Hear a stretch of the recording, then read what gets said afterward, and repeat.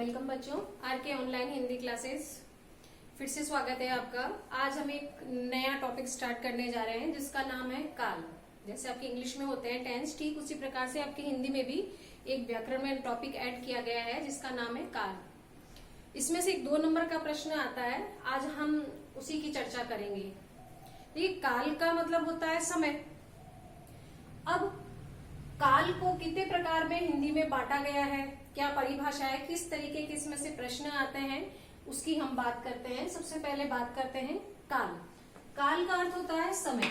देखिए मैंने यहाँ पे ना 3 सेंटेंस लिखे हैं। वह जाता है, वह गया और वह जाएगा। अब इसमें ये जो आपको क्रिया दिख रही है, इसमें पहले वाक्य में है जाता, दूसरे में है गया और तीसरे में है जाएगा। तो क्रिया के यहाँ पे तीनों अलग अलग रूप हैं। तो क्रिया जिस समय संपन्न होती है वही उसका काल कहलाता है, और क्रिया के जिस रूप से क्रिया के समय का, उसके काल का पता चलता है, उसी आधार से हम उसके अलग अलग भेद इसमें रखे गए हैं। तो परिभाषा क्या है कि जिस समय क्रिया संपन्न होती है वही उसका क्या कहलाता है, काल कहलाता है, यानी उसका समय कहलाता है। अर्थात क्रिया के जिस रूप से अलग अलग, जैसे यहाँ पे जाता है, यहाँ है गया और यहाँ है जाएगा, तो जिस रूप से क्रिया के होने का पता चले उसे काल कहते हैं। अब यहाँ पे जैसे है वह जाता है, तो क्रिया का रूप यहाँ पे जाने का क्या है, वह जाता है।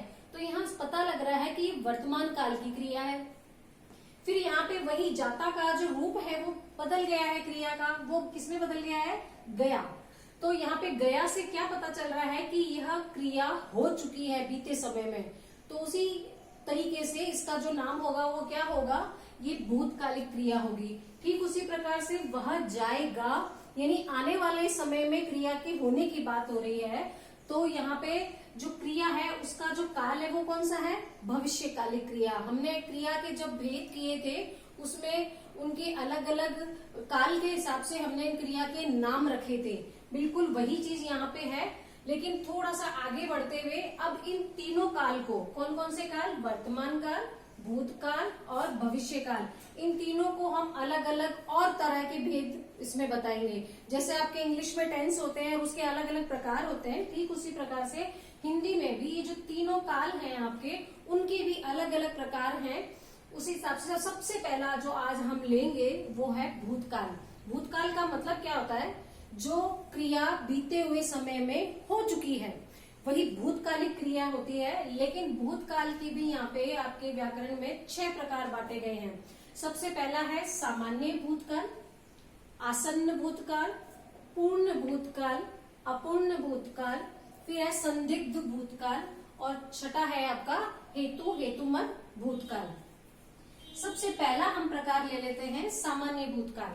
भूतकाल का तो मतलब आपको पता ही है कि जो क्रिया हो चुकी है। जैसे हमने पिछले समय में, पिछली क्लासों में 2 चैप्टर हमने किए थे, एक तो क्रिया का किया था हमने और दूसरा कारक का किया था। तो यानी कि वो बात हो चुकी है, वो काम हो चुका है, तो वो जो काम हमने किया वो भूतकाल का है। अब सामान्य भूतकाल में क्या होता है कि जहां क्रिया के बीते हुए समय का तो बोध होगा कि भाई क्रिया हो चुकी है पिछले समय में, लेकिन यह ज्ञात नहीं होता कि कार्य कब समाप्त हुआ। बीते हुए समय की क्रिया है, लेकिन ये पता नहीं चल रहा कि कार्य जो है वो हुआ कब और वो समाप्त कब हुआ। तो वह जो क्रिया है वो सामान्य भूतकाल की क्रिया कहलाती है। जैसे सिंपल से 2 वाक्य मैंने दिए हैं यहाँ पे, वह घर गया, यानी वो काम हो चुका है, जाने की क्रिया हो चुकी है, लेकिन कब हुई, वो समाप्त कब हुआ वो काम, उसके समय का हमारे को यहाँ पे बोध नहीं हो रहा। तो ये सामान्य भूतकाल की क्रिया है।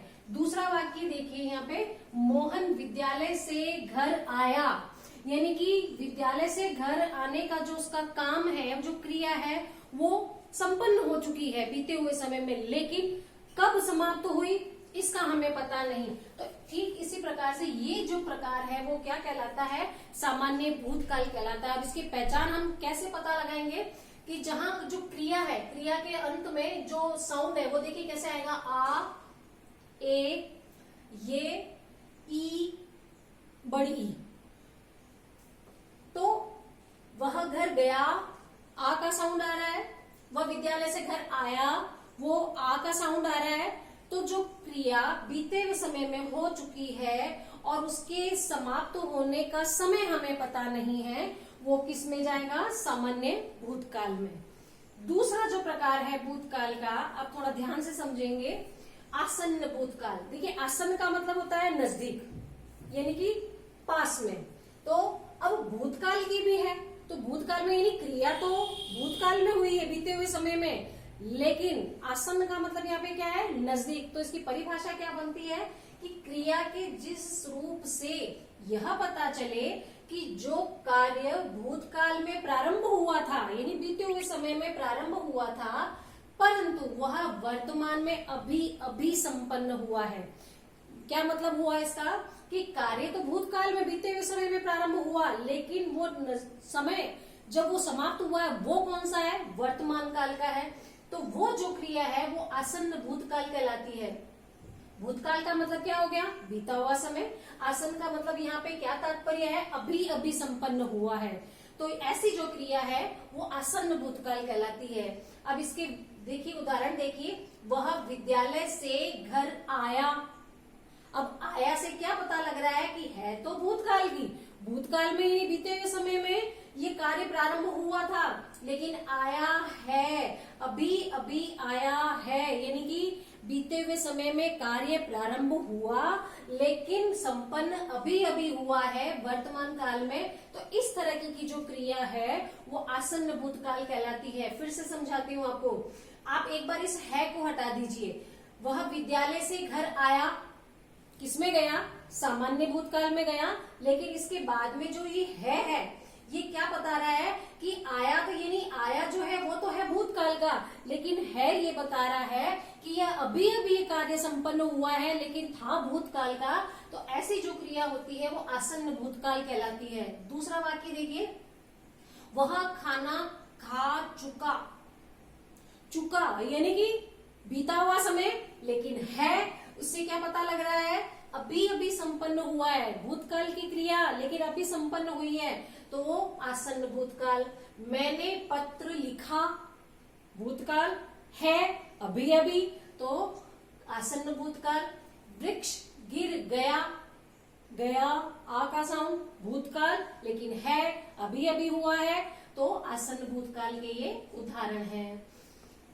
फिर आता है आपका पूर्ण भूतकाल। पूर्ण का मतलब क्या होता है? पूरा हो जाना। क्रिया भूतकाल की लेकिन पूरी हो चुकी है। कैसे?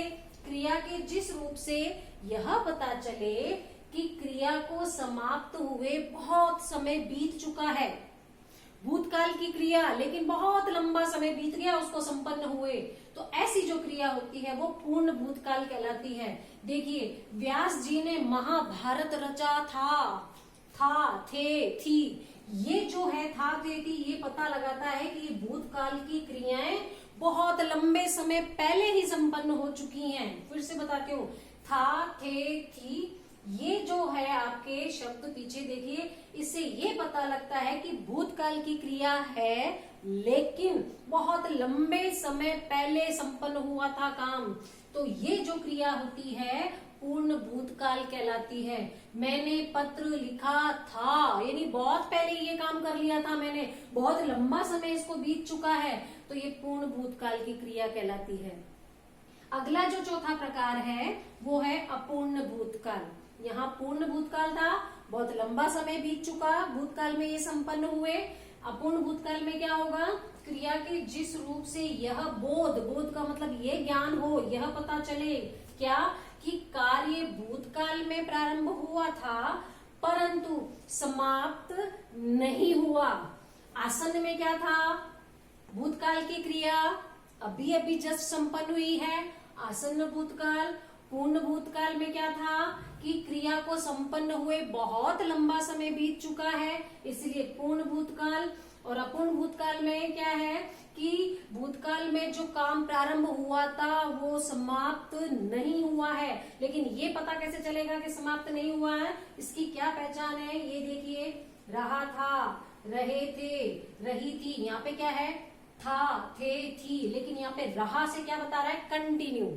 जिस तरह से आपके टेंस में होता है प्रेजेंट कंटिन्यू, पास्ट कंटिन्यू। ठीक उसी प्रकार से अपूर्ण भूतकाल में ये देखिए, वह पत्र लिख रहा था, यानी भूतकाल की क्रिया लेकिन कंटिन्यू थी। अब कंटिन्यू थी ये कैसे पता लगेगा, रहा, रहे, रही, इस तरह के जो शब्द आएंगे था, थे, थी से पहले, तो वो से पता लगेगा कि यह अपूर्ण भूतकाल की क्रिया है।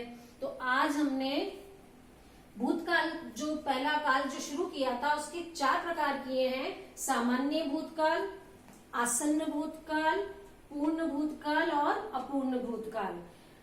ये अच्छे से आप लोग समझ लीजिए। फिर हम अगली कक्षा में भूतकाल के ही जो 2 प्रकार रह गए हैं, संदिग्ध और हेतु हेतुमद, इसको आप रिवाइज कीजिए, क्योंकि काल में अक्सर बच्चे जो है क्वेश्चन गलत करके आते हैं, तो इसको थोड़ा ध्यान पूर्वक आप समझते हुए इसको आप अपने रजिस्टर में लिखेंगे। अगली क्लास में मिलते हैं अगले 2 प्रकारों के साथ। Okay, bye.